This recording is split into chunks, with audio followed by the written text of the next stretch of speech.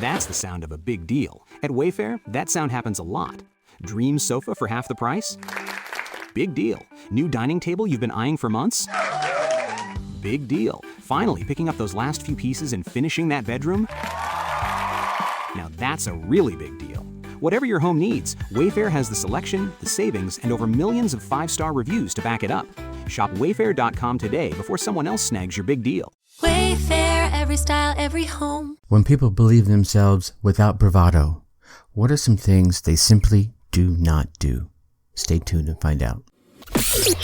Welcome. Okay, here's the question. Serious? How are we dark horses? You know, the ones everyone is betting against, the ones they don't expect to win, place, or even show on the track, and they'll even laugh on us when we talk about trying. How do we show the world our greatness and triumph? Come on. Well, that's the question, and this podcast will give you the answers. Let's go. This is The Dark Horse Entrepreneur. My name is Tracy Brinkman. And push it out. What is up, my dark horse friends and family? Welcome back to your daily dose of confident people do's and don'ts learning. I'm your dark horse host, Tracy Brinkman, and you? Well, that's infinitely more important. You are a driven entrepreneur or one in the making. Either way, you're here because you're ready to start, restart, kickstart, or just start leveling up with some great marketing, personal, or business tips and results in order to build that beautiful business of yours into the empire it absolutely deserves to be. That's why I'm here hitting you with yet another daily success episode coming to you straight from Dark Horse HQ as we dive deep into success with actionable advice, tips, and steps designed to help you level up your game, because as we already know, there are no shortcuts to success except for taking those little steps towards your goal every single day. All right, so we've spent the better part of this week talking about what successful people do. And I really wanted to spend the time this week to drive that home because successful people have different habits, I think, in a lot of ways. And they have a confidence that always goes hand in hand with their success in their life and in their business. See, true confidence is very different than that bravado, that egotistical swagger, right? It's like, oh yeah, I'm awesome. Now see, when people believe in themselves and their abilities without bravado, then there are things that they do and things they simply do not do. Now, some of those things we've chatted about already, but they bear repeating for at least a brief moment. They don't make excuses. There it is. That's one awesome trait of confident people in spades, that self-efficacy. They believe that they can make things happen, right? They don't make excuses.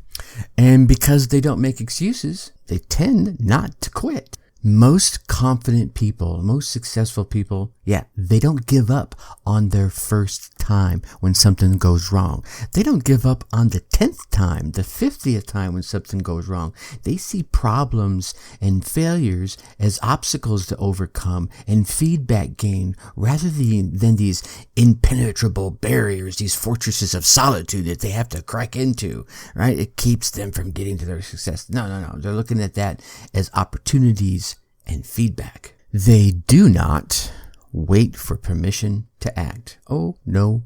Our confident and successful friends out there do not need someone else to tell them what to do and when to do it. They also don't need to tell someone else out there to tell them that they can do it. They don't waste the time asking questions like, can I? Should I? No. Instead, their self-talk is going on like, why wouldn't I? Right? It's imperative for me to get this out there. I think you can see this type of confidence in many arenas. If you've ever been in a meeting when the person that was supposed to be hosting it is late or doesn't show up, or you need to go that extra mile to solve a customer problem, right? It doesn't occur to the successful person that they should wait for that chairman to arrive. They start the meeting and say, okay, well, we're all here now. Let's get going. Here's what I know we're supposed to be talking about. Here are the actions I know we're supposed to be taking. Let's move forward. They see what needs to be done, and they damn well get out there and start doing it. And yet, at the same time, they're not doing it just to gain attention. I think if you realize, I mean, you might agree with me on this. I'm gonna imagine that you are, that people overall are turned off by those, oh my gosh, those headlines, seeking attention, grabbing, desperate people looking for the eyeballs of everyone around them. No. See, a confident person, confident people know that just being yourself is way more effective than trying to prove that you're important, right?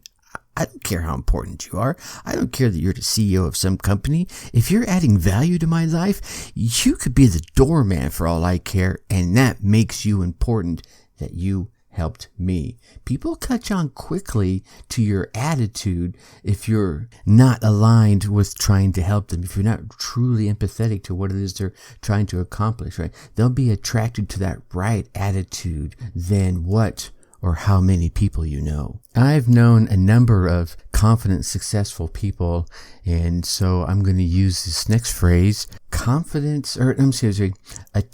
diffusers, right?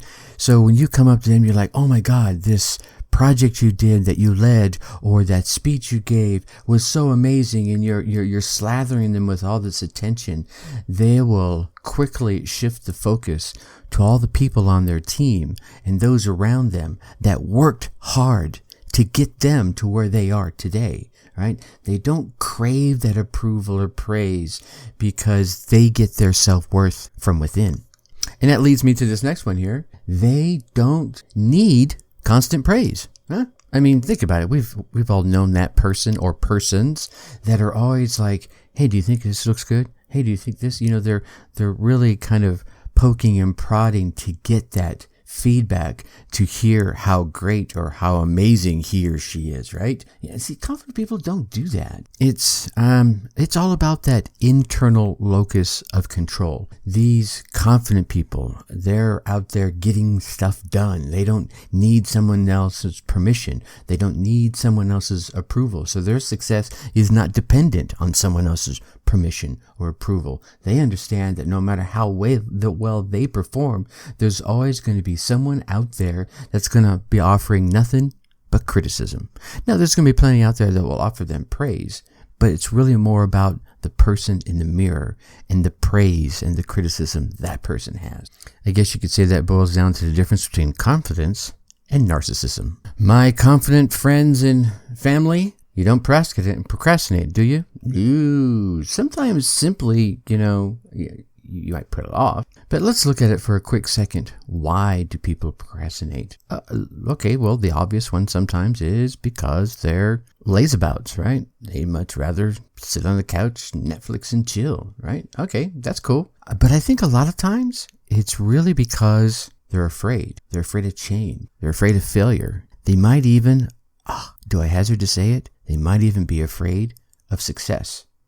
Now, see, our confident friends, our successful folk, right? They don't put things off, right? They'll come back to that internal locus of control because they believe in themselves and expect that their actions are going to lead them closer to their goals. And if it's not a step forward, it's new data, it's feedback. So they don't sit around for the right time or the perfect circumstances or the right person to give them permission or the right piece of praise to come along or the sun and the moons to align. They don't wait for any of that. They have a constant go light. I think you could say they're sitting there, right, and they're revving that engine, and they pop that clutch down, and that car just takes the hell off. And they take off out of the gate because they know that today is the only time that matters. And if for some reason they think today might not be the right time, then they figure out how to make today the right time. And I think one of the amazing things I've found about truly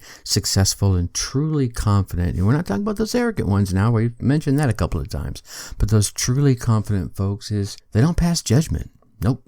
They may have an opinion. They tend to maybe internalize it, but it's not like they're out there standing on the soapbox going, you are bad and you are good and you are okay and you suck or whatever.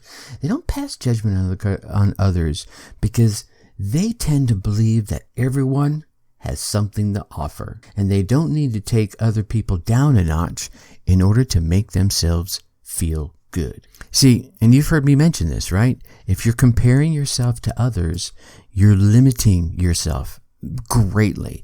The only person you need to compare yourself to is who you were yesterday. And if you're the same, well, that's okay. You can take steps forward to be better. But if you're even an iota better because you learned one simple little nugget of information or skill, then that's who you need to compare yourself, that you have stepped forward. Confident people don't waste their time by sizing people up and worrying about whether or not they measure up to other people's versions of what they think they should be. They're worried about what they think of themselves and how they can get their stuff done. And I think in that belief that everyone has something to offer, it leads right into the next one, is it helps them in conflict management. Now, I don't think they go around avoiding conflict, at all costs. I think what they do is when it comes to conflict is they have learned to manage it effectively. Now, they're not going along to get along. Don't get me wrong. Don't get it twisted here, right? I think it's more like they realize that, tough conversations and conflict, yeah, they're part of life. They cannot be avoided. And if you avoid them, you're really cheating yourself. So do not go along to get along. Have those difficult conversations. Usually, I think what happens is we lead them up and we inflate them in our minds. And when we begin to have the conversation, it might be a little unpleasant. It might be a little challenging at first, but I generally find that it's never as difficult as you think it's going to be. And for the last two I want to leave you with is, I find that our successful men and women out there, our confident men and women out there, do not let the lack of resources become an impediment. Nope. I think our confident folks aren't thrown off course just because, they don't have the right amount of money, or they don't have the right title, or they don't have any staff to get the things done that they want to get done. They either find a way to get what they need, or they figure out how to get stuff done without it. There are always ways around things. Bartering. And these folks here, I don't think they go around and say, okay, I'm going to borrow all this money and get themselves into a mountain of debt, because I don't think that's a confident action, right? They figure out ways to get it done without the resources that others might say they need, until they're able to gather those resources and continue moving forward with them. And as a result of that, they don't get too comfortable. And if you think about it, and I've mentioned this before, I think being comfortable, that's the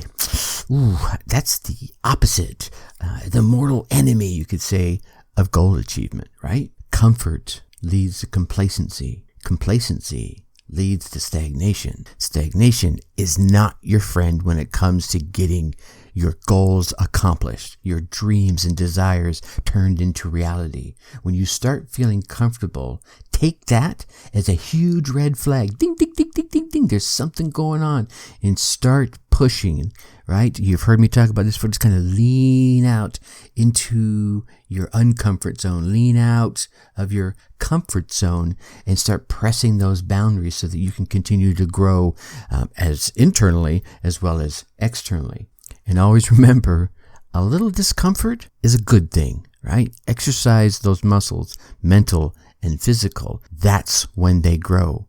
When you don't, they begin to atrophy. All right, my Dark Horse friends and family, so wraps up another week. Now, before I let you go, I want to remind you, don't forget about the big interview episode dropping on Monday with Rich Rosinski, right? The sole founder of Tragic Media, and his story and the amazing things he's learned on his journey.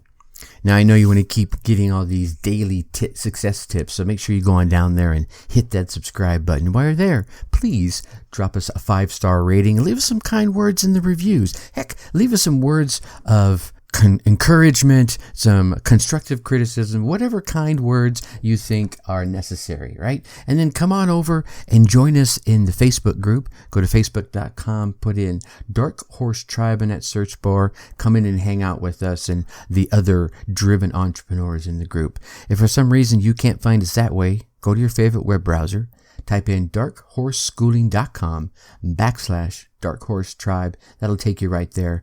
I look forward to meeting you in the group. All right, you get out there. You run your race. You get your results and let me hear about them. That's right. Come on into the group and tell me all about them. Until next week, think successfully and take action. Thank you for listening to the Dark Horse Entrepreneur Podcast. Thanks for tuning in. Check us out at www.darkhorseschooling.com. All right. My name is Tracy Brinkman.